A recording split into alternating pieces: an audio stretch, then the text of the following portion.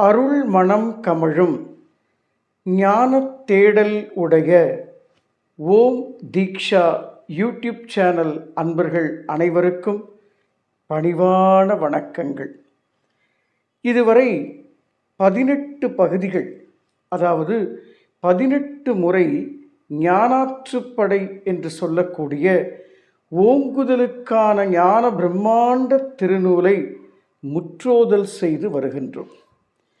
இன்றைய தினம் 19வது பகுதியாக 19G என்ற பெயரில் ஞானாற்றுப்படையை முற்றோதல் செய்ய தொடங்குவதற்கு முன்பு சில சந்தேகங்களை நிவர்த்தி செய்துவிட்டு பயணிக்கலாம் என்ற நோக்கத்தோடு இந்த பதிவினை உங்கள் முன் சமர்ப்பணம் செய்கின்றேன். தயவுசெய்து அன்பர்கள், இந்த ஞானாற்றுப்படையை கூர்ந்து கவனித்து வரும் அன்பர்கள் இதனை ஸ்கிப் செய்யாமல் பாருங்கள். இந்த ஞானாற்றுப்படை என்ன சொல்லிக் கொண்டிருக்கிறது? இறைவன் என்று சொல்லக்கூடிய அந்த மகாஸ்ரீ இருப்பு என்ற ஞான பிரம்மாண்ட நாயகன் உனக்கும் எனக்கும் ஒரு தேர்வு வைப்பான். இந்த தேர்வை நமக்காக அவனே எழுதுவான் என்று ஞானாற்றுப்படை பேசுகின்றதாக நீங்கள் சொல்கின்றீர்கள் ஐயா. எனக்கான தேர்வை அவன் எப்பொழுது எழுதுவான்? எனக்கு எத்தனை சோதனைகள் இருக்கிறது, எத்தனை பிரச்சனைகள் இருக்கிறது, எத்தனை வேதனைகள் இருக்கிறது. ஒரு பக்கம் கடன் சுமை, ஒரு பக்கம் மனைவியால் சுமை, ஒரு பக்கம் பிள்ளைகளால் பிரச்சனை, ஒரு பக்கம் தொழில் சார்ந்த பிரச்சனைகள். இப்படி இதெல்லாம் சோதனை என்று எடுத்துக்கொள்வதா அல்லது தேர்வு என்று எடுத்துக்கொள்வதா? இந்த தேர்வுக்கும் சோதனைக்கும் என்னையா வித்தியாசம்? ஞானாற்றுப்படை எதை பேசுகின்றது? இந்த ஒரு அற்புதமான கேள்வியோடு இன்றைய சத்சங்கத்தை தொடங்குவோம். நமக்கு சோதனைக்கும் தேர்வுக்கும் உள்ள வித்தியாசத்தை முதலில் ஞானாற்றுப்படை வழியாக தெரிந்து கொள்ளுங்கள். சோதனை வைக்கின்றான் இறைவன், உங்களுக்கு ஒரு துன்பம் கொடுக்கின்றான் என்று வைத்துக் கொள்ளுங்கள். இல்லது இப்போது நமக்கு சோதனை என்றவுடன், பரீட்சை என்றவுடன் துன்பம் மட்டும்தான், துயரம் மட்டும்தான் என்று நினைக்காதீர்கள். ஒரு திடீரென்று ஒரு 10 கோடி ரூபாய் பெருமானம் உள்ள ஒரு பரிசையோ அல்லது ஒரு லாட்ரி சீட்டையோ அல்லது ஒரு புதையலையோ உங்களுக்கு தருகின்றான், உங்களுக்கு பெரும் செல்வத்தை கொடுக்கிறான் என்று வைத்து கொண்டால் கூட அதுவும் ஒரு சோதனை தான். அப்படி என்றால் சோதனைக்கும் பரீட்சைக்கும் உள்ள வித்தியாசம் என்ன என்றால், சோதனையை நீ மட்டுமே சந்திக்க வேண்டும், நீ மட்டுமே அந்த சோதனையில் ஈடுபட்டு வெற்றி பெற வேண்டும். ஆனால் பரீட்சை தேர்வு என்பதை அவன் உனக்காகவும் எனக்காகவும் எழுதி நம்மை அந்த தேர்வில் வெற்றி பெறச் செய்து அம்மையம் ஆக்கக்கூடிய ரகசியம்தான் ஞானாற்றுப்படையின் நுட்பம். இந்த தேர்வை அவன் நமக்காக எப்பொழுது எழுதுவான்? எப்படி எழுதுவான்? ஏன் எழுத வேண்டும்? இந்த கேள்விகள் நமக்கு வருகிறதல்லவா? இப்பொழுது இந்த இறைவன் என்று சொல்லக்கூடிய அந்த ஞான பிரம்மாண்ட மகாஸ்ரீ இருப்பு நிலைக்கு நாம் வருவதற்கு முன்பு நாம் பிறந்த மதங்கள், நாம் பிறந்த இனங்கள் வழியாக இறைவனை உங்களுக்கு வேறு வேறு விதமாக அறிமுகப்படுத்தி இருக்கின்றார்கள். எப்படி என்றால் 5 படிநிலைகள் இருக்கின்றது. இந்த 5 படிநிலைகளுக்கு பெயர் பக்தி, யோகம், ஞானம், ஞான பிரம்மாண்டம், மகாஸ்ரீ இருப்பு நிலை. இந்த 5 படிநிலையில் முதலில் நீ எந்த படிநிலையில் இருக்கின்றாய்? நீ எந்த படிநிலையில் இருந்து கொண்டு இது மட்டுமே சரி என்று சொல்கின்றாயோ, அல்லது இவர் மட்டுமே குரு என்று சொல்கின்றாயோ, இவர் தந்தது மட்டுமே தீட்சை என்று சொல்கின்றாயோ, ஒரு கட்டத்தில் அந்த குருவையே கடவுள் என்று சொல்கின்றாயோ, அவர்தான் எனது மரண பரியந்தத்தில் வந்து என்னை காப்பாற்றக்கூடியவர் என்று சொல்கின்றாயோ, ஒரு மனிதனை உன்னை போல் சக உருவம் தாங்கிய ஒரு மனிதனை, இரத்தமும் நரம்பும் எலும்பும் சுமந்த ஒரு மனிதனை நீ எப்பொழுது குருவென்று ஏற்றுக்கொண்டு குருவையே கடவுள் என்று சொல்கின்றாயோ, அந்த நிலைக்கு பெயர் நான் என்று பெயர். நான் என்ற நிலையில் உனக்கு ஞானாற்றுப்படை புரியாது, விளங்காது. நீ குருவென்றாலும் அல்லது யாருக்காவது சீடன் என்றாலும் ஞானாற்றுப்படை மட்டுமல்ல, உலகத்தில் இதுவரை இறங்கி வந்த பல்கோடி வேதங்களும் சூத்திரங்களும் ஞானங்களும் சூக்ஷமங்களும் கிரந்தங்களும் சித்தர் பாடல்களும் எதுவுமே உனக்கு புரியாது மகனே. புரிந்தது போல் இருக்கும். நீ தத்துவ குப்பைகளை சொல்லிக்கொண்டே இருப்பாய். உனக்கு ஞானாற்றுப்படை மட்டுமல்ல, நான் என்ற எல்லையில் எந்த வேதங்களும் உனக்கு புரியாது. இந்த நான் என்ற எல்லை என்றால் என்ன? இப்போ நான் என்று சொன்னவுடன் நீங்கள் நிறைய ஆசிரமங்களுக்கு சென்றிருப்பீர்கள், அல்லது நிறைய சர்க்குருமார்களை சந்தித்திருப்பீர்கள், அல்லது ஏதாவது தியான பயிற்சிகளை மேற்கொண்டிருப்பீர்கள். எல்லாம் எதற்காக? நான் என்கின்ற ஆணவத்தை அழிப்பதற்காக. முதலில் நாம் ஒன்று தெரிந்து கொள்ள வேண்டும். ஆணவத்தை அழிக்க முடியாது. நீ எந்த பயிற்சி செய்தாலும், தலைகீழாக நின்று எந்த முயற்சி செய்தாலும் உன்னாலும் என்னாலும் ஆணவத்தை அழிக்க முடியாது. ஏனென்றால் இந்த உடல் மனம் உயிர் என்று சொல்லக்கூடிய 3 பொருள்கள் இருக்கிறது அல்லவா, முப்பொருள். இந்த 3 பொருள்கள் உருவாவதற்கான மூல காரணமே ஆணவம், கர்மமும், மாயைதான். இந்த உடல் மனம் உயிர் இருக்கின்ற வரை உன்னாலும் என்னாலும் ஆணவத்தை அழிக்க முடியாது.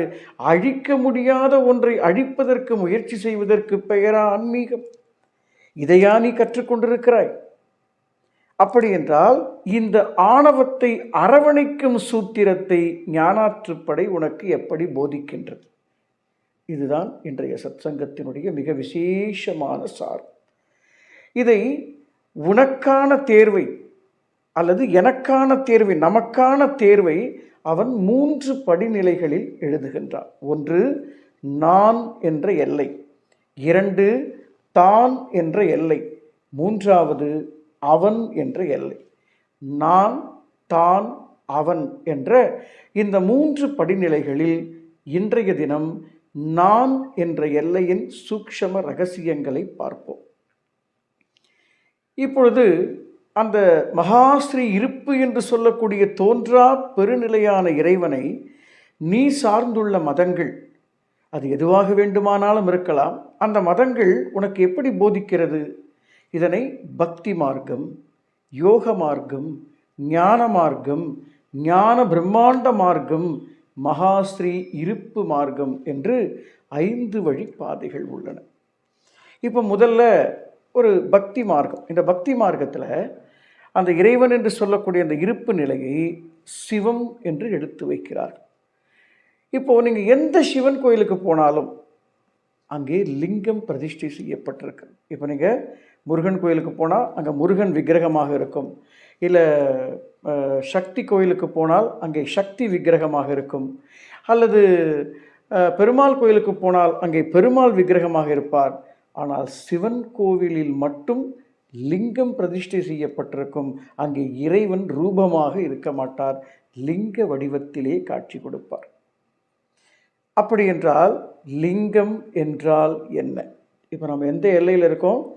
பக்தி மார்க்கத்திலே நான் என்று சொல்லக்கூடிய அந்த முதல் படிநிலையிலே லிங்கம் என்றால் என்ன என்ற அற்புதமான கேள்வியோடு நமது சத்சங்கத்தை தொட்டு தொடருவோம். இந்த ஞானாற்றுப்படை உன்னை எந்தெந்த இடத்தில் நான், தான், அவன் என்று படிப்படியாக படிநிலை ஏற்றுவதாக சொன்னேன் அல்லவா? எப்படி உன்னை படியேற்றுகின்றது, நீ எந்த எல்லையில் நின்று கொண்டிருக்கிறாய் என்பதை கொஞ்சம் கொஞ்சமாக தொட்டு தொடர்ந்து இணைப்பில் மட்டும் காத்திருங்கள். மீண்டும் நாளை சிந்திப்போம் என்று சொல்லி எல்லோரும் இன்புற்றிருப்போம்.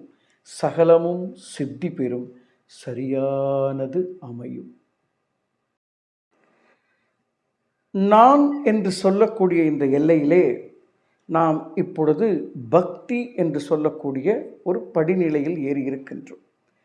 இந்த பக்தி என்ற படிநிலையிலே நாம் கற்றுக்கொண்டது இறைவனை எப்படி நாம் போதிக்கிறோம்? சிவம் என்று சொன்னால் அங்கே ஒரு லிங்க பிரதிஷ்டை வைக்கப்பட்டிருக்கிறது. இந்த லிங்கத்தை நாம் அறிவு குறைபாடு உடையவர்கள் அல்லது தன்னை பகுத்தறிவாளர்கள் என்று சொல்லிக் கொள்பவர்கள் அல்லது நாத்திகவாதிகள் அல்லது இறை நம்பிக்கை இல்லாதவர்கள், இறை அச்சம் இல்லாதவர்கள் அதனை வெறும் ஆண்குறி பெண்குறி என்று போதிப்பார்கள். அது இல்லை மகனே, அது சிம்பிள் ஆஃப் சீக்ரெட். அதாவது சிம்பல், ரகசியமான ஒரு குறியீடு. ஸ்பிரிச்சுவாலிட்டி என்று சொல்லக்கூடிய அந்த ஆன்மீகத்தினுடைய ஞான ரகசியம் பொதிந்த குறியீடு தான், ஒரு ரகசிய குறியீடு தான் அந்த லிங்கம். அது என்ன என்பதை நாம் அடுத்த லிங்கம் என்ற தலைப்பிலே அடுத்த வீடியோவிலே விரிவாக பார்க்கலாம். இங்கே நான் என்ற எல்லையில் நீ இருந்தால் பக்தி என்ற எல்லைக்குள் முடங்கி கிடப்பாய். அங்கே இது மட்டுமே சரி, இந்த லிங்கம் மட்டுமே சரி என்று உன்னுடைய மனம் ஒடுங்கி கிடக்கும். இந்த நான் என்ற எல்லை கடந்த பிறகு உனக்கு அடுத்த நிலை என்ன போதிக்கப்படுகிறது? பக்தியிலிருந்து விடுபட்டால் யோகம் என்ற எல்லை வருகும். இந்த யோகத்திலே சிவம் என்றால் என்ன பாருங்கள். இப்பொழுது சி வா இம் என்று எழுதினால் அந்த சிவம் என்ற வார்த்தையில், சி என்ற வார்த்தையில் ஒரு கொம்பு வருகின்றது அல்லவா?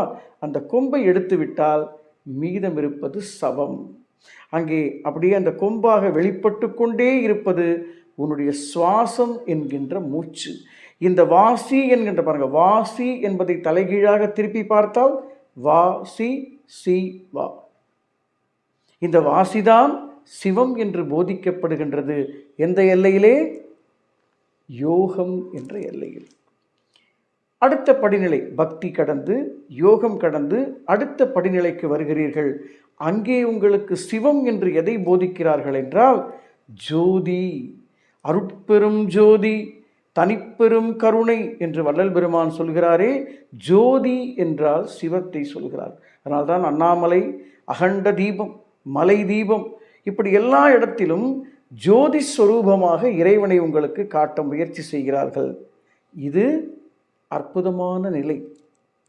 பக்தியிலே வடிவத் தோற்றத்திலும், யோகத்திலே சுவாச நிலையிலும், ஞானத்திலே ஜோதியாகவும் காட்டி, அந்த ஜோதி உனக்குள் இருக்கிறது மகனே, அது உனக்குள் கண்ணுக்குள் இருக்கிறது, கண்ணுக்குள் மணியாக இருக்கிறது, மணிக்குள் ஒளியாக இருக்கிறது, ஒளிக்குள் நாதமாக இருக்கிறது என்று உங்களை படிநிலை ஏற்றி சொல்கிறார்களே, அந்த குருமார்களுடைய வழிகாட்டுதலுக்கு பெயர்தான் ஞானம். இந்த ஞானம் என்ற எல்லையிற்குள் நீ சிக்கிக்கொண்டு அந்த ஜோதியை காட்டி கொடுத்த குருவையே கடவுள் என்று சொல்லி சிக்கிக்கொள்கிறார் அல்லவா? இதற்கு பெயரும் ஒடுக்கம் என்று பெயர். இந்த நான் என்ற படிநிலை பாருங்க, நான் என்ற எல்லையில் 5 படிநிலைகள் இருக்கின்றது. ஒன்று பக்தி, இன்னொன்று யோகம், மற்றொன்று ஞானம். இந்த 3 நிலைகள் கடந்து ஞான பிரம்மாண்டம் என்று ஒரு எல்லை வருகிறது. இந்த ஞான பிரம்மாண்டத்திலே இறைவன் ஜோதி அல்ல, இறைவன் நாதம் அல்ல, அவன் வெளிப்பட்டவன் அல்ல, வெளிப்பட்டு கொண்டே இருக்கின்ற இந்த பிரபஞ்ச பேரசைவன், வெளிப்பட்டு கொண்டே இருக்கக்கூடிய இயக்க ஒழுங்கின் மின் அதிர்வான ஆதி ஸ்ருதிதான் சிவம் என்று ஞானாற்றுப்படை உனக்கு போதிக்கிறது. இந்த ஆதி ஸ்ருதிக்கு பெயர்தான் ஆத்ம அசரீரி. ஈசனின் மொழியை நீ ஞான பிரம்மாண்டத்தில் மட்டுமே கேட்க முடியும் என்று உன்னை அடுத்த படிநிலைக்கு ஏற்றுவிக்கிறது. எங்கும் நீ ஒடுங்கக்கூடாது. 4 படிநிலைகள் என்ன? இதுவரை எந்த 4 படிநிலை பார்த்தோம்? பக்தி, யோகம், ஞானம், ஞான பிரம்மாண்டம். இந்த 4 படிநிலைகளில் நீ எந்த படிநிலையில் சிக்கிக்கொண்டு இது மட்டுமே சரி என்று சொன்னால் அந்த எல்லையில் உனக்கு ஞானாற்றுப்படை விளங்காது. அப்போ ஞானாற்றுப்படை விளங்க வேண்டும், புரிய வேண்டும் என்றால் மகாஸ்ரீ இருப்பு என்று சொல்லக்கூடிய தோன்றா பெருநிலைக்கு உன் மனம் பக்குவப்பட்டு திரும்ப வேண்டும்.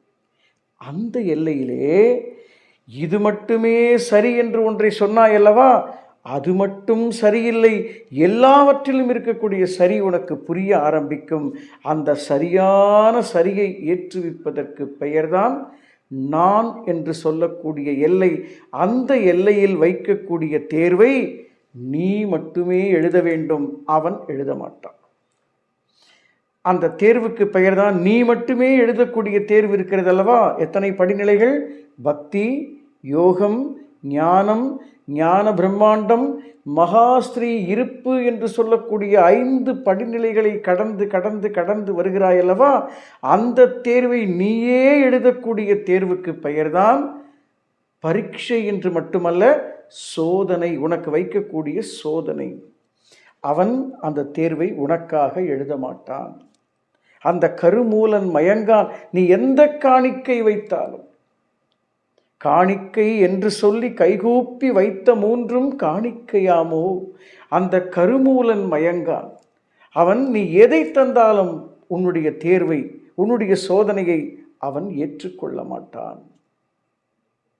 அப்போ எப்போ ஏற்றுப்பான்? எப்போ நமக்கான தேர்வை அவன் எழுதுவான் என்றால், நான் என்ற படிநிலையிலிருந்து கடன்று, அதாவது இந்த நான் என்ற எல்லைக்குள் 5 படிநிலைகள் இருக்கிறது மகனே. இந்த 5 படிநிலைகள் கடந்த பிறகு உனக்கு தான் என்ற எல்லை உணர்த்தப்படும். அந்த தான் என்ற எல்லை என்றால் என்ன?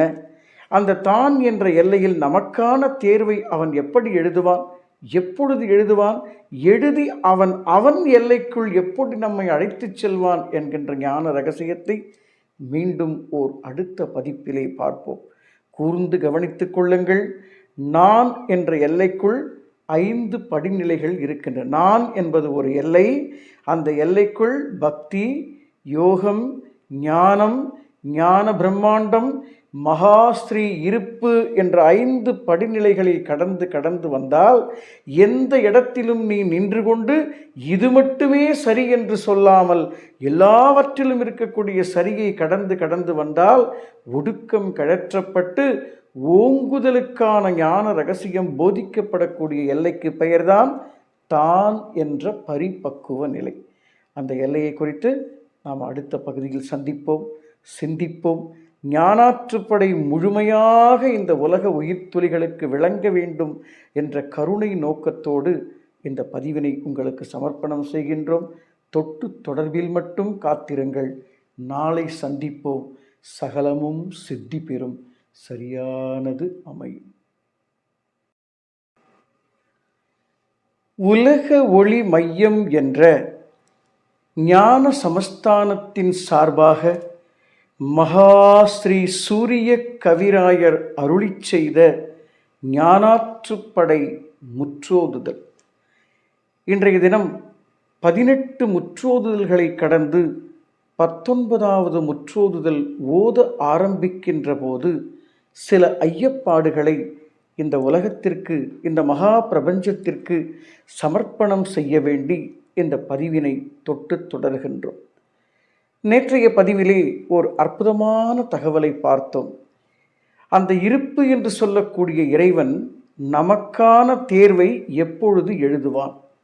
இந்த கேள்வியோடு நாம் துவங்கினோம். அந்த கேள்விக்கான பதில் என்னவென்றால், இந்த தேர்வை நான், தான், அவன் என்ற 3 எல்லை இருக்கிறது. இந்த 3 எல்லைக்குள் அவன் என்ற எல்லைக்கு நாம் வந்த பிறகே நமக்கான தேர்வை அவன் எழுதுவான். அதாவது நமக்கான சோதனைகளை அவன் சாதனைகளாக மாற்றி தருவான் என்று பார்த்தோம்.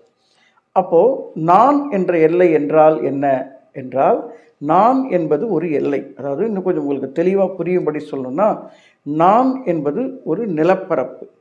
அந்த நிலப்பரப்பிலே 5 அடுக்கு மாடி கட்டுகிறோம் என்றால், 1 பக்தி, யோகம், ஞானம், ஞான பிரம்மாண்டம், மகாஸ்ரீ இருப்பு என்று சொல்லக்கூடிய 5 அடுக்கு மாடி. இதிலே நீ முதல் மாடியிலே நின்று கொண்டு இது மட்டுமே சரி என்று சொன்னால், உனக்கு மேலே மொட்டை மாடி உன்னால் அடையாளம் கண்டுபிடிக்க முடியாமல் போய்விடும். ஸோ படியேறி வந்து 5வது மாடிக்கு வந்தவுடன் அங்குதான் உனக்கு தான் என்றால் என்ன என்று போதிக்கப்படும். நான் என்பது ஒரு நிலை. அந்த நிலையிலே 5 படிநிலைகள் உள்ளன. அந்த 5 படிநிலைகளை கடக்கக்கூடிய ரகசியத்தை இப்பொழுது உங்களுக்கு சொல்லித் தருகின்றோம். நான் என்ற எல்லையில் என்னுடைய மதமும், நான் சார்ந்த மார்க்கமோ, நான் சார்ந்த பக்தி நிலையோ, இந்த எல்லா இடங்களிலுமே எனக்கு ஒரு தீட்சை கொடுக்கிறார்கள், அல்லது ஒரு மந்திரோபதேசம் செய்கிறார்கள், அல்லது இந்த மூச்சைப்பிடி அல்லது கண்ணைப்பா ஏதோ ஒரு பயிற்சி எனக்கு கற்றுத்தருகிறார்கள். எனக்கு அது சுகமாக இருக்கிறது, எனக்கு அது மகிழ்ச்சியாக இருக்கிறது என்று உங்களுக்கு தோன்றும். உண்மைதான், அது தவறில்லை. இங்கே நீ எந்த பயிற்சி கற்றுக்கொண்டாலும், எப்படிப்பட்ட ஒரு உன்னுடைய மூச்சை அடக்கி ஒரு ஒரு ஒரு 10 ஆண்டுகள் 18 ஆண்டுகள் எத்தனை வருடங்கள் தவம் செய்தாலும் உனக்கு எப்பேற்பட்ட சித்தி நிலை வாய்த்தாலும் உனக்கு ஒரு முக்கியமான ரகசியம் தெரிந்து வைத்திருக்க வேண்டும். அது என்னவென்றால் மன்னிப்பும் நன்றிகளும் கேட்க தெரிய வேண்டும். இந்த மன்னிப்பும் நன்றிகளும் தான் நான் என்ற எல்லையிலிருந்து உன்னை கழற்றி தான் என்ற எல்லை ஒன்று இருக்கின்றது என்பதையே உனக்கு அறிமுகப்படுத்தும். இல்லை என்றால் நீ இந்த 5 படிநிலைகளில் ஏதோ ஒரு இடத்தில் ஏதோ ஒரு குருவை சந்தித்து ஏதோ ஒரு தீட்சை பெற்றுக் கொண்டிருப்பாய் அல்லவா? இது மட்டுமே சரி என்று அந்த 5 படிநிலைகளில் முடங்கி விடுவாய். அங்கே நான் என்ற எல்லைக்குள் நீ எத்தனை பயிற்சி பெற்று எத்தனை சக்தி பெற்று எத்தனை அனுபவம் உனக்கு வாய்த்தாலும் அத்தனையும் உனக்கு ஆணவமாக, அகங்காரமாக, கர்வமாக, இருமாப்பாக இழகாமல் இறுகி லயப்பட்டு நிற்குமே தவிர தான் என்ற எல்லைக்கு உன்னை அழைத்து செல்லவே செல்லாது. உனக்கு ஞானாற்றுப்படை விளங்காது. நன்றாக புரிகிறதா நண்பர்களே? நான் என்ற எல்லைக்குள் ஞானாற்றுப்படை ஏன் விளங்காது என்றால், நீ ஏதோ இந்த 5 படிநிலைகளில் ஏதோ ஒன்றில் ஏதோ ஒரு தீட்சையில் சிக்கிக்கொண்டு இது மட்டுமே சரி என்று முடங்கி சிக்குண்ட அறிவில் ஞானாற்றுப்படை விளங்காது. ஏனென்றால் அது ஓங்குதலுக்கான திருநூல். இப்போ தான் என்றால் என்ன? தான் என்பது நானும் அவனும் சேர்ந்திருக்கக்கூடிய எல்லைக்கு பெயர் தான். இந்த நான் என்ற எல்லையிலே நீ மட்டுமே இருப்பாய். தான் என்ற எல்லையிலே உன்னோடு அவன் சேர்ந்திருப்பான். அந்த இடத்திலே உனக்கு அவன் வழிகாட்டியாக வருவான். விசுவாசமுள்ள தளபதியை உனக்கு அறிமுகப்படுத்துவான். அந்த அற்புதமான இடத்திற்கு பெயர்தான் தான் என்று சொல்லக்கூடிய எல்லை. இந்த தான் என்ற எல்லையிலே உனக்கு என்ன விளங்கும்? என்ன புரிய போகிறது? இந்த நான் என்ற எல்லையிலிருந்து கழன்றவுடன் தான் என்ற எல்லை வருகிறது என்று சொன்னேன் அல்லவா? அங்கே என்ன உனக்கு விளங்கும் என்றால், இந்த நான் என்ற எல்லை எப்படிப்பட்டதாக இருக்கும் என்றால், உன்னுடைய இறந்த கால பதிவுகளும் எதிர்கால கற்பனைகளும் மட்டுமே இந்த நான் என்ற எல்லைக்குள் இருக்கும். உன்னுடைய கவலை, ஏக்கம், துன்பம், துயரம், வலிகள் எல்லாவற்றையும் கூர்ந்து கவனி மகனே. ஒன்று அது இறந்த கால பதிவாக இருக்கும் அல்லது எதிர்கால கற்பனையாக இருக்கும். இது இரண்டும் தான் உனக்கும் எனக்கும் துன்பம் தந்து நம்மை நான் என்ற படிநிலையிலேயே வைத்து கொண்டிருக்கிறது. இந்த தான் என்ற எல்லை உனக்கு எதை அறிமுகப்படுத்தும் தெரியுமா? இந்த ஞானாற்றுப்படையினுடைய மிக நுட்பமான அற்புதமான ரகசியம், கழிமுக துவாரத்தினுடைய மிக பிரம்மாண்டமான ரகசியம், நிகழ்காலம் என்ற ஒன்றை உனக்கு அறிமுகப்படுத்தும். இந்த நிகழ்காலத்தில்தான் நானும் அவனும், அதாவது நீயும் அவனும் கலந்திருக்கக்கூடிய அற்புதம் நிகழும். அந்த தான் என்ற எல்லையில்தான் நிகழ்காலத்தில்தான் உனக்கு ஆதி ஸ்ருதி கேட்கும், நாதாந்தம் வாய்க்கும், விஸ்வரூப தரிசனம் கிடைக்கும், அந்த ஞான பிரம்மாண்டம் புரிய ஆரம்பிக்கும்.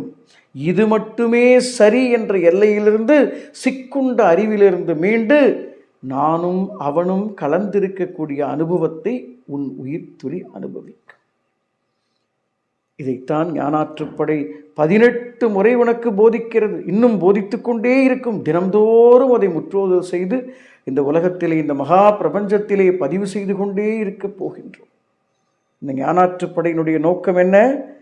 நிகழ்காலம் என்று சொல்லக்கூடிய மகா விஸ்வரூபமான அகண்ட பிரம்மாண்டமான வெளிப்பட்டு கொண்டே இருக்கக்கூடிய அந்த இயக்க ஒழுங்கின் ஆதி ஸ்ருதியான நாத பிரம்மாண்டத்தை உனக்கு போதிக்கக்கூடிய மகா திவ்ய பிரசாதம்தான் தான் என்ற எல்லை. இந்த தான் என்ற எல்லை உனக்கு விளங்குவதற்கான ஓர் அற்புதமான சூத்திரம்தான் மன்னிப்பும் நன்றிகளும். மன்னிப்பும் நன்றிகளும் சொல்லி பழகி வந்தால் நான் என்ற எல்லையிலிருந்து கொஞ்சம் கொஞ்சமாக விடுபட்டு தான் என்ற எல்லைக்கு அழைத்து வரப்படுவாய். எப்படி? சும்மா சாரி சார், ஐயா மன்னிச்சுக்கங்க, நன்றி.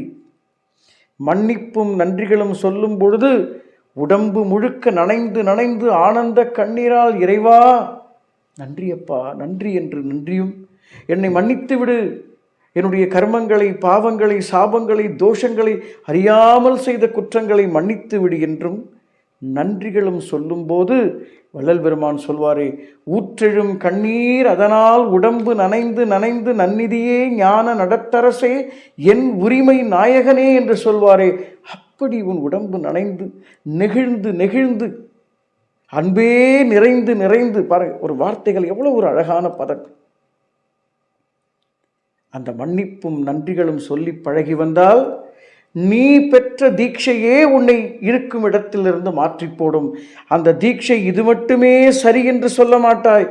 எதை நீ இது மட்டுமே சரி என்று சொல்கின்றாயோ அந்த எல்லையிலிருந்து உன்னை விடுவித்து ஆணி வேர் அறுக்கும் நூலை, ரொம்ப அற்புதமான வார்த்தை பாருங்க, இதுவரை கற்றதெல்லாம் இது மட்டும் இதுதான் என்ற ஆணி வேர் அறுக்கும், ஆணி வேரை அறுத்து உன்னை அடுத்த நிலைக்கு நீ பெற்ற தீட்சையே உன்னை மாற்றி வைப்பதற்கான உளவுதான் மன்னிப்பும் நன்றிகளும். இதுதான் தான் என்ற எல்லை. இந்த தான் என்ற எல்லையில்தான் உனக்கு நிகழ்காலம் உணர்த்தப்படும். நிகழ்காலத்திலே ஆதிஸ்ருதி வாய்க்கும், ஞான பிரம்மாண்டத்தின் வாசல் திறக்கும், மென் அதிர்வின் ரகசியம் புரியும், விசுவாசமுள்ள தளபதியின் கரங்களை பற்றி அந்த இருப்பு எனும் ஞான பிரம்மாண்டத்திற்கு ஏறுவா என்று ஞானாற்றுப்படை தான் என்ற அற்புதத்தை உனக்கு போதிக்கின்றது. இந்த மகா பிரம்மாண்டமான திவ்ய பிரசாதத்தோடு அவன் என்ற எல்லையை நோக்கி பயணிப்போம். நான் தான் அவன் என்ற எல்லையை நோக்கிய பயணத்தை தொட்டு தொடர்பில் மட்டும் காத்திருங்கள். மீண்டும் நாளை சந்திப்போம். சகலமும் சித்தி பெறும். சரியானது அமையும். அருள் மனம் கமழும் ஞான தேடல் உடைய மெய் அடியார்களுக்கு பணிவான வணக்கங்கள். ஓம் தீக்ஷா யூடியூப் சேனல் வழியாக நான் தான் அவன் என்ற 3 படிநிலைகளின் வழியாக ஞானாற்றுப்படை பேசும் ஞான பிரம்மாண்ட அற்புதத்தை விளக்கி கொண்டு வருகின்றோம். நான் என்ற நிலையில் பக்தி, யோகம், ஞானம், ஞான பிரம்மாண்டம், மகாஸ்ரீ இருப்பு என்ற 5 படிநிலைகளை கடந்த பிறகு தான் என்ற எல்லைக்கு வருகின்றோம். இந்த தான் என்ற எல்லையில்தான் இறந்த காலமும் எதிர்காலமும் கடந்து மகாஸ்ரீ இருப்பு என்று சொல்லக்கூடிய நிகழ்கால ஒளி மையம் விளங்க ஆரம்பிக்கும். அங்குதான், அந்த நிகழ்காலத்தில்தான் ஆதிஸ்ருதி வாய்க்கும். அந்த ஆதிஸ்ருதி தான் அவன் என்ற எல்லைக்கு உன்னை அழைத்து செல்லும். இப்போ ஆதிஸ்ருதி என்றால் என்ன, அவன் என்ற எல்லை என்றால் என்ன, இதுக்கான விடை தெரிஞ்சு போச்சுன்னா ஞானாற்றுப்படை உங்களுக்கு புரிய ஆரம்பிச்சிடும். முற்றோதலில் நீங்கள் கலந்து கொண்டு முழுமையாக அதை படிப்படியாக கடந்து இந்த பிறவி பெரும் பயனை, ஜென்ம லாபத்தை, அழியாத நித்திய பொக்கிஷத்தை, இந்த உலகத்திலே யாரும் நம்மளை அடிமைப்படுத்தாத ஒரு அருமையான ஒரு ப்ராவெர்ப் இருக்கும். நான் யாருக்கும் அரசனும் இல்லை, நான் யாருக்கும் அடிமையும் இல்லை என்ற ஞான பிரம்மாண்டம் உனக்கு வாய்க்கும். அந்த ராஜாதி ராஜ ராஜ ராஜ பிரம்மாண்ட சக்கரவர்த்தி திருமகனை இந்த பிறப்பில் நீ அனுபவிக்கக்கூடிய யோகம் உனக்கு வாய்க்கும். அந்த பரபிரம்ம ஜீவ பிரம்ம ஐக்கியம் உனக்கு விளங்க ஆரம்பிக்கும். இந்த அவன் என்ற எல்லைக்கு வராத வரை, நிகழ்காலம் என்ற மையத்திற்கு வராத வரை நீ எந்த தீட்சை பெற்றிருந்தாலும், எப்பேற்பட்ட உலக குருவாக, ஏன் தன்னையே கடவுள் என்று சொல்லக்கூடிய அந்த மனிதனிடம் நீ தீட்சை பெற்றிருந்தாலும் அந்த தீட்சை உனக்கு பயன்படாது. அது உன்னை அந்த எல்லைக்குள்ளேயே வைத்து சிக்குண்ட அறிவாக உன்னை சிதைத்து பிறவியை நாசம் செய்துவிடும். படிப்படியாக கடந்து வா. இது மட்டுமே சரி என்று என்றைக்கும் சொல்லாதே. எல்லாவற்றிலும் இருக்கக்கூடிய சரியை உணர்வதற்கான ஓர் அற்புதமான ஓங்குதலுக்கான ஞான பிரம்மாண்ட திருநூலை வாசிப்பது மட்டும் அல்ல, இதை இந்த உலகத்திற்கு எடுத்துச் சொல். இந்த அற்புதமான பதிவு பாருங்கள். ஒடுக்கத்திலிருந்து மீட்கும் ஓர் ஞான பிரம்மாண்டத்தை நான் வாசித்தேன், நான் படித்தேன், நான் ஓதினேன், நான் அனுபவித்தேன். நான் தான் என்ற எல்லை கடந்து அவன் என்ற எல்லை எனக்கு புரிந்தது. புரிந்து கொண்ட பரவசத்தில் இந்த உலகத்திற்கு சொல்லுங்கள். இந்த உலகத்திற்கு நீங்கள் செய்யும் பரோபகாரம், தர்மம், ஞான தானம் இது ஒன்று மட்டும்தான். இப்பொழுது இந்த ஆதிஸ்ருதி எப்படி வாய்க்கும் என்ற கேள்வியோடு துவங்குவோம். முதலில் ஆதிஸ்ருதி என்றால் என்ன? இந்த மகா பிரபஞ்சம் இது ஒரு கற்பனை கணக்காக கூட இருக்கலாம், அல்லது உண்மையாக கூட இருக்கலாம். கிட்டத்தட்ட 650 ஆண்டுகள், 680 கோடி ஆண்டுகளுக்கு முன்பு இந்த பிரபஞ்சம் தோன்றியதாக சொல்கிறார்கள். இந்த உலகத்தை விட பன்மடங்கு பெரியது சூரியன். இந்த சூரியனை விட பன்மடங்கு 800 மடங்கு பெரியது அந்த சூப்பர் பவர் என்று சொல்லக்கூடிய அந்த மகா பிரம்மாண்டம். அப்படி என்றால் நாம் அந்த எல்லையிலிருந்து எங்கே இருக்கிறோம் பாருங்கள். உலகத்தை விட பெரியது சூரியன், சூரியனை விட பெரியது அந்த ஒளி மையம். அப்படி சுழன்று கொண்டே இருக்கக்கூடிய அந்த அற்புதமான அந்த பிரம்மாண்ட கோலத்தை பாருங்கள். நீங்கள் ரோட்டில் நடந்து போகிறீங்க, இல்லை காரில் போகிறீங்க, இல்லை ஸ்கூட்டரில் போகிறீங்க, எதில் போனாலும் எங்கேயாவது போய் இடிச்சுக்கிறீங்க, ஆக்சிடெண்ட் ஆகுது உங்களுக்கு. இல்லை யாருக்கோ ஆக்சிடெண்ட் நடக்கிறதுல இந்த உலகத்தில் விபத்து நடந்துக்கிட்டே இருக்குது. ஆனால் இந்த பிரம்மாண்ட கோலத்தை பாருங்கள். சூரியன், சந்திரன், அதுக்கப்புறம் ராகு, கேது, வெள்ளி, சனி சுற்றி கொண்டே இருக்கிறது. என்றைக்காவது ஏதாவது ஒன்றோடு ஒன்று மோதிக்கொண்டிருக்கிறதா? என்ன அற்புதமான இயக்க ஒழுங்கு பாருங்கள். இயக்கத்தின் ஒழுங்கை பார்க்க இயங்காத இயக்கம் தோன்றி மயக்கத்தை அறுக்கும் அந்த மந்திர தெளிப்பே, அந்த மந்திர தெளிப்புதான் மகனே ஆதிஸ்ருதி. அந்த இயக்க ஒழுங்குதான். நானும் நீயும் ஒழுங்காக இல்லை. இந்த அற்புதமான இயக்க ஒழுங்கு வர வேண்டுமென்றால் நீ ஒழுக்கமாக இருக்க வேண்டும். எது ஒழுக்கம்? உன்னுடைய உடலையும் மனதையும் உயிரையும் எது பாதிக்கவில்லையோ, எந்த செயலால் உன்னுடைய உடல், மனம், உயிர் பாதிக்கப்படாமல் இருக்கிறதோ அதற்கு பெயர்தான் ஒழுக்கம். ஒழுக்கம் என்றால் என்ன? உன் உடலும் மனமும் உயிரும் நீ செய்யும் எந்த செயலால் பாதிப்படையாமல் இருக்கிறதோ அந்த செயலுக்கு பெயர் ஒழுக்கம். அந்த ஒழுக்கத்தை பழக்கித் தருவதே இந்த பக்தி, யோகம், ஞானம், ஞான பிரம்மாண்டம், மகாஸ்ரீ இருப்பு என்று சொல்லக்கூடிய நான் என்ற படிநிலையின் சூத்திரங்கள். இந்த நான் என்ற படிநிலை தாண்டி வந்து தான் என்ற எல்லைக்கு வந்துவிட்டால் அந்த ஒழுக்கத்திலிருந்து நீ கயற்றி விடப்படுவாய். நீ செய்வதெல்லாம் ஒழுக்கமாயிடும்.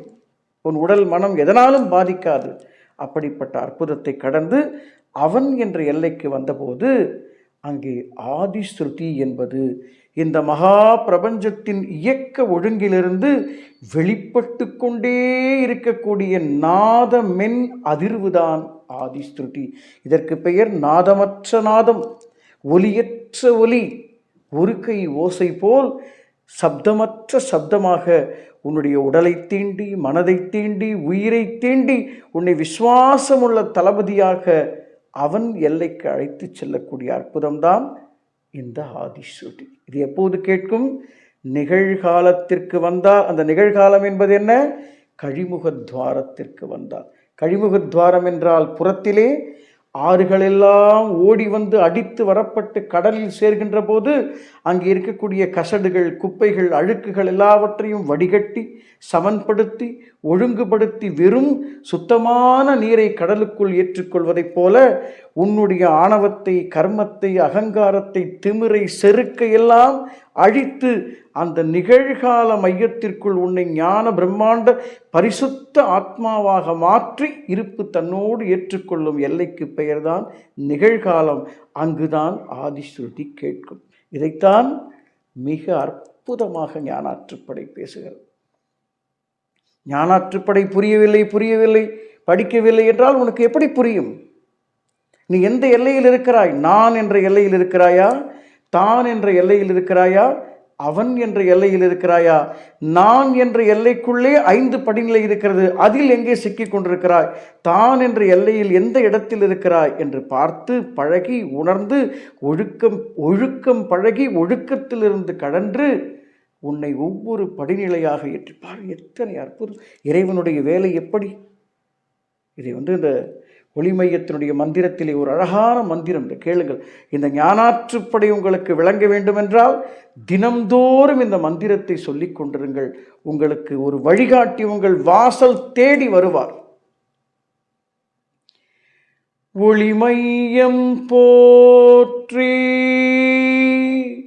ஒளிமையம் போற்றி, ஒளி ஒளி உணர்நிலை உட்கனல் போற்றி வெளிமையம் போற்றி விரிவண்டம் போற்றி. இறைவனுடைய வேலை என்ன? கடல் தன்னை துளியாக்கி துளிதன்னை கடலாக்கும் பெருமையம் போற்றி. இதுதான் மகாஸ்ரீ சூரிய மந்திரம், ஞானாற்றுப் படையினுடைய அஸ்திவாரம். உன்னை உனக்குள் உணர்த்தி அந்த ஞானாற்றுப் படையை உனக்குள் இறக்கும் ஞான மந்திரம். தயவு செய்து இந்த மந்திரத்தை ஓதி வாருங்கள். அந்த அவன் என்ற எல்லை எப்படிப்பட்டது தெரியுமா? அவம் இல்லாத நிலை.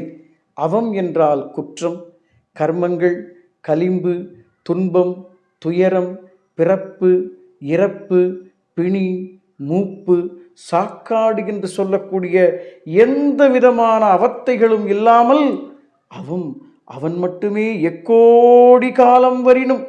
பாருங்கள், அந்த ஞானாற்றுப்படையினுடைய நிறைவான பாடலை ஒரு முறை சொல்லுகின்றேன்.